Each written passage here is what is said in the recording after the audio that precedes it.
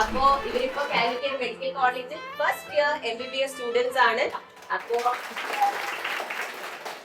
നമ്മുടെ നീറ്റ് എക്സാമിന് എത്ര ദിവസം ഉണ്ട്?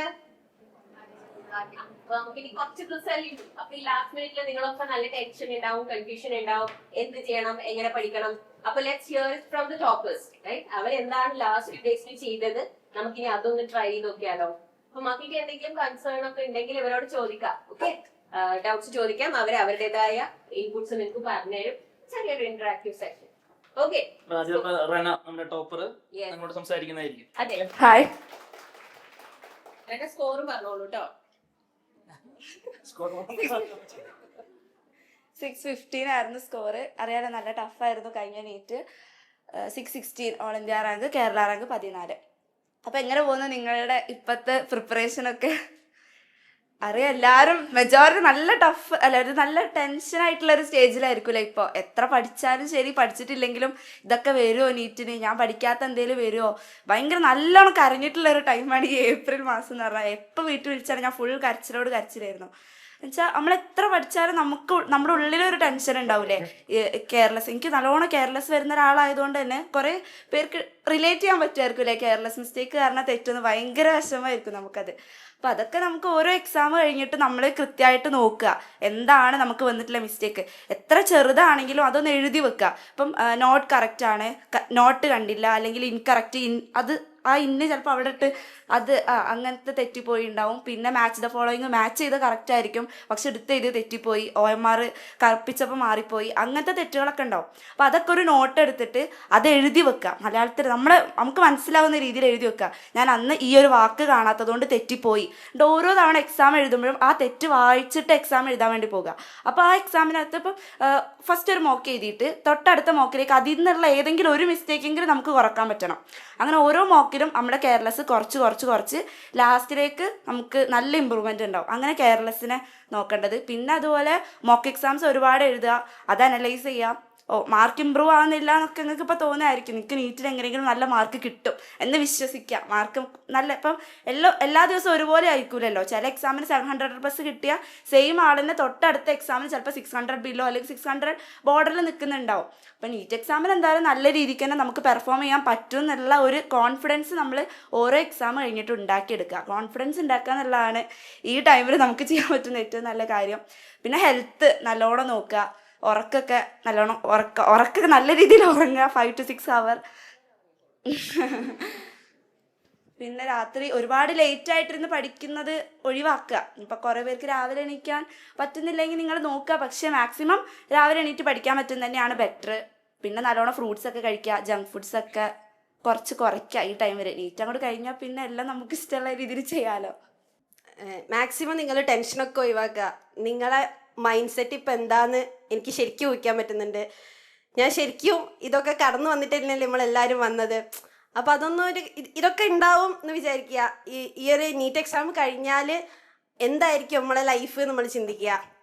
മാനിഫെസ്റ്റ് ചെയ്യുക, അടിപൊളിയായിട്ട് മാനിഫെസ്റ്റ് ചെയ്യുക. നമ്മൾ നിങ്ങളെ ഇഷ്ടപ്പെട്ട കോളേജിൽ പാരൻസിൻ്റെ കൂടെ പോയി അഡ്മിഷൻ എടുക്കുന്നതും നീറ്റ് എക്സാം കഴിഞ്ഞിട്ട് മാർക്ക് കൂട്ടുമ്പോൾ എനിക്ക് 700+ ഉണ്ട് എന്ന് കിട്ടുന്നതും ഒക്കെ നിങ്ങൾ മാനിഫെസ്റ്റ് ചെയ്യുക.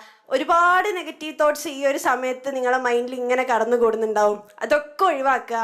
ഇനി നിങ്ങൾക്കൊന്നും പുതുതായിട്ട് പഠിക്കാനില്ല, ഒരു മെത്തേഡും പഠിക്കാനില്ല. നിങ്ങൾ പഠിച്ചാൽ മാത്രമേ വരുള്ളൂ. നിങ്ങൾ പഠിച്ചാൽ മാത്രമേ എനിക്ക് എക്സാം പേപ്പറിൽ അന്ന് അടിപൊളിയായിട്ട് അറ്റൻഡ് ചെയ്യാൻ പറ്റുമെന്ന് കോൺഫിഡൻസോടെ പോയി എക്സാം എഴുതുക. ഞാൻ എക്സാം എഴുതിയത് ഞാൻ AR1 ആണ് എന്ന് ഞാൻ എൻ്റെ മനസ്സിൽ ഉറപ്പിച്ചാൽ എക്സാം എഴുതാൻ പോയത്. അതുകൊണ്ടായിരിക്കാം മേ ബി അത്രയും ടഫായുള്ളൊരു എക്സാം വന്നിട്ട് പോലും തളരാതെ എനിക്ക് എഴുതാൻ പറ്റിയത്. ചിലപ്പോൾ ഫസ്റ്റ് ക്വസ്റ്റ്യൻ ഞാൻ ഫിസിക്സ് നിന്ന് തുടങ്ങിയത് ഞാൻ കേട്ടിട്ടുണ്ട്. എൻ്റെ ഫ്രണ്ട്സൊക്കെ പറഞ്ഞ് ഫിസിക്സ് നിന്ന് തുടങ്ങിയിട്ട് എല്ലാവരും ടെൻഷനായിട്ട് ബാക്കി അറ്റൻഡ് ചെയ്യാൻ പറ്റിയില്ല. പക്ഷെ എൻ്റെ മൈൻഡ് സെറ്റ് ഉണ്ടായിരുന്നു ഫിസിക്സ് നിന്ന് തുടങ്ങിയാലും എവിടെ നിന്ന് തുടങ്ങിയാലും ഞാനായിരിക്കും AR1 എന്നുള്ളത്. ആ ഒരു മൈൻഡ് സെറ്റോടെ എക്സാം എഴുതി എനിക്ക് ഫിനിഷ് ചെയ്യാൻ പറ്റി. ഫിനിഷ് ചെയ്തോ ഞാൻ അവിടെ ബെഞ്ച് കിടന്നുണ്ട്. എനിക്ക് ഇനി എന്താ മുന്നോട്ട് നിന്ന് ആലോചിക്കാണ്ട് ഞാനവിടെ ബെഞ്ച് കിടന്നുണ്ട്. പക്ഷേ എന്താ പറയുക, നല്ല രീതിക്ക് റിസൾട്ട് വന്ന് ഞാൻ ആഗ്രഹിച്ച കോളേജിൽ തന്നെ എനിക്ക് അഡ്മിഷൻ കിട്ടി. ഇപ്പം ലൈഫ് അടിപൊളിയായിട്ട് പോകുന്നുണ്ട്.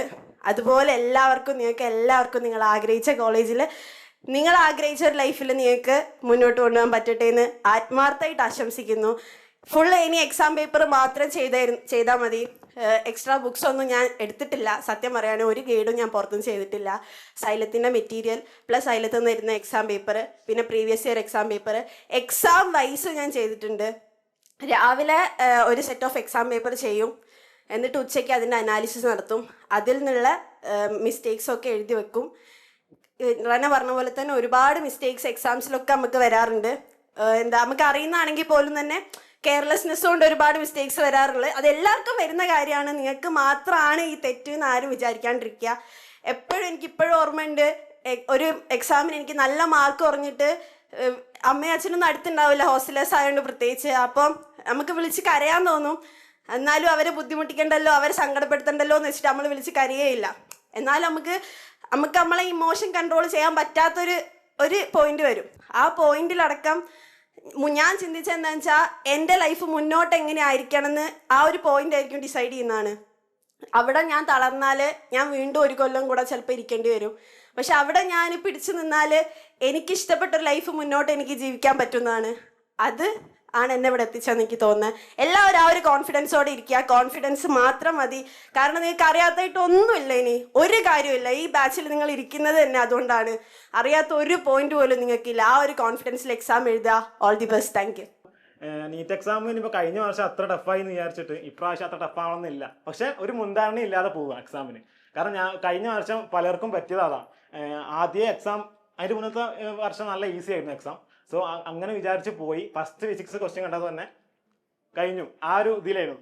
പക്ഷേ അങ്ങനെയൊന്നും ഇല്ലാതെ പോയാൽ ഇപ്പോൾ ഞാനെങ്ങനെ എക്സാം എഴുതിയെന്ന് വെച്ചാൽ ഞാൻ എങ്ങനെ ആയാലും എൻ്റെ മാക്സിമം കൊടുക്കാം, അതിനനുസരിച്ചായിരിക്കും കട്ട് ഓഫ് വരിക. അപ്പോൾ അങ്ങനെ കൊടുത്താൽ മതി. ഇനി എനിക്ക് 700 അപ്പോൾ വേണ്ട, എനിക്ക് റാങ്ക് മതി എന്നുള്ളൊരു മൈൻഡ് സെറ്റിലായിരുന്നു ഞാൻ പോയിരുന്നത്. അപ്പോൾ എനിക്ക് അതിൻ്റെ ഇടയിൽ ചിന്തിക്കാൻ സമയമില്ലായിരുന്നു. ഇത് കിട്ടിയില്ലെങ്കിൽ 10 ക്വസ്റ്റ്യൻ കിട്ടിയിട്ടില്ലെങ്കിൽ എന്ത് ചെയ്യും. കാരണം എനിക്കിപ്പോൾ ഇപ്പോൾ എല്ലാവർക്കും അറിയാം, ഈസി എക്സാം എഴുതിയാൽ 50 എബോവ് 80 എബോവ് ഒക്കെ കിട്ടും. പക്ഷേ ടഫ് എക്സാം ആകുമ്പോൾ അതിനനുസരിച്ച് മാർക്ക് കുറയും. അത് പ്രൊപ്പോർഷണലി എല്ലാവർക്കും കുറയും. അപ്പോൾ റാങ്കും അത് നിങ്ങൾ ഒരു റാങ്ക് ഇപ്പോൾ ഫിക്സ്ഡാണ്, അത് നിങ്ങൾക്ക് കിട്ടും, എങ്ങനെയായാലും അത് കിട്ടും. എക്സാം എങ്ങനെയായാലും നിങ്ങൾക്ക് ആ ഒരു റാങ്ക് നിങ്ങൾക്ക് കിട്ടും. അപ്പോൾ ആ ഒരു കോൺഫിഡൻസിൽ തന്നെ പോവാം. പിന്നെ ഇപ്പോൾ എല്ലാവർക്കും ഒരു മൈൻഡിലുണ്ടാവും കുറച്ചുകൂടെ നോക്കാമായിരുന്നു, അങ്ങനെയുള്ളവരൊക്കെ ഉണ്ടോ? ഇപ്പോൾ കുറച്ചും കൂടെ നോക്കാമായിരുന്നു, എന്നാലും എനിക്ക് നല്ല കോളേജിൽ കിട്ടുമായിരുന്നു, അങ്ങനെയൊക്കെ തോന്നുന്നുണ്ടോ? അല്ല, എനിക്കുണ്ടായിരുന്നു കേട്ടോ. കാരണം ഇപ്പോൾ ഇത് കിട്ടൂലേ, അല്ലെങ്കിൽ ഇനിയിപ്പോൾ കുറച്ചുകൂടി നോക്കിയാൽ എനിക്കിപ്പോൾ കാലിക്കറ്റ് മെഡിക്കൽ കോളേജ് കിട്ടുമായിരുന്നല്ലോ, അങ്ങനെയൊക്കെ ഞാൻ കുറേ ചിന്തിച്ചിരുന്നു. പക്ഷേ അതിലൊന്നും കാര്യമില്ല. ഞാനിപ്പോൾ വേറെ എൻ്റെ കോളേജിലുള്ള ടോപ്പേഴ്സ്, ഇപ്പോൾ ടോപ്പ് 5 ഉള്ളവരുണ്ട്, ടോപ്പ് 10 ഉള്ളവരുണ്ട് ഞങ്ങളുടെ കോളേജിൽ. കാരണം കേരളത്തിൽ 300 ബിലോ വന്നാലേ അവിടെ അഡ്മിഷൻ കിട്ടുള്ളൂ. അപ്പോൾ അവരോട് ചോദിച്ചപ്പോൾ ആ 5th റാങ്ക് 4th റാങ്ക് കിട്ടിയവർ വരെ പറയുന്നത് അവർക്കും ഉണ്ടായിരുന്ന ഈ സെയിം കൺസേൺ, ഈ കോളേജ് കിട്ടുമോ അല്ലെങ്കിൽ എനിക്ക് കിട്ടുമോ എന്നൊക്കെയുള്ള ടെൻഷൻ. ആരും പെർഫെക്റ്റ് ആയിട്ടല്ല എക്സാം എഴുതാൻ പോയത്. ഓക്കെ, ഞാൻ ഒരു പ്ലാൻ ഇട്ടിട്ടുണ്ടായിരുന്നു. ആ പ്ലാൻ ഭയങ്കര മണ്ടത്തരായതുകൊണ്ട് ഞാൻ പറഞ്ഞു ആരും അങ്ങനത്തെ പ്ലാൻ ഇടാൻ നിൽക്കണ്ട. ഇപ്പോൾ കടന്നു പോകുന്ന സിറ്റുവേഷനിൽ കൂടെ ആൾ ഇന്ത്യ റാങ്ക് 1 ആയിട്ടുള്ള ആളും കടന്നു പോയിട്ടുണ്ട്. പക്ഷെ എന്നാലും ഈ നീറ്റിന് പഠിച്ച അത്ര പഠനം ഞങ്ങൾ ഈ ഒരു വർഷമായിട്ട് പഠിച്ചിട്ടേ ഇല്ല.